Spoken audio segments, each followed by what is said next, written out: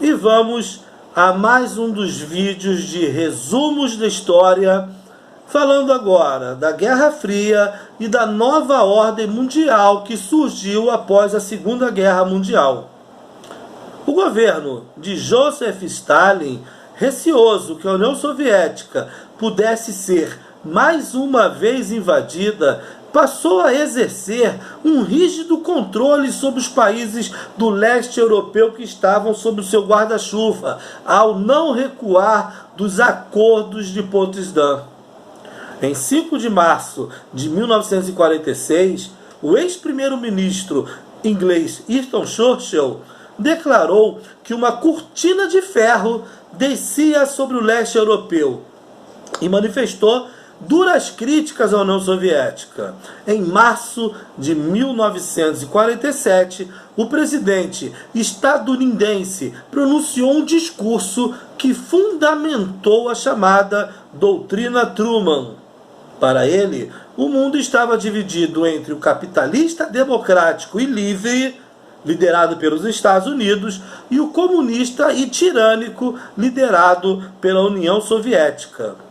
No mundo que surgiu após a Segunda Guerra, enquanto os países da Europa Ocidental perdiam sua hegemonia mundial, os Estados Unidos se consolidavam como a nação mais rica e poderosa do planeta, triplicando a sua capacidade industrial.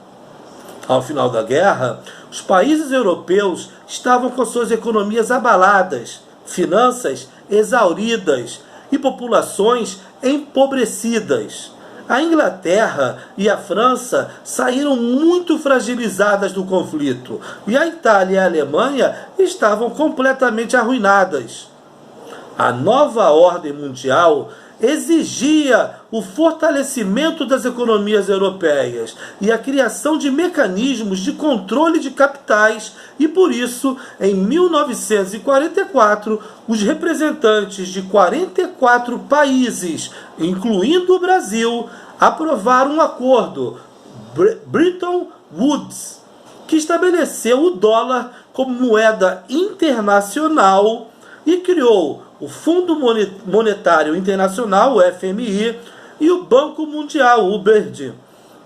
Os Estados Unidos também estavam decididos a impedir o avanço do comunismo soviético, o que exigia uma Europa Ocidental fortalecida economicamente.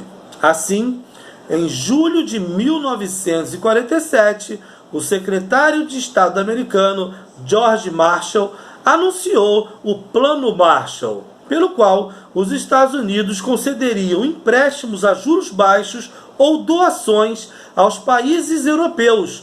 O objetivo era reconstruir o sistema capitalista abalado pela guerra e recuperar os países europeus.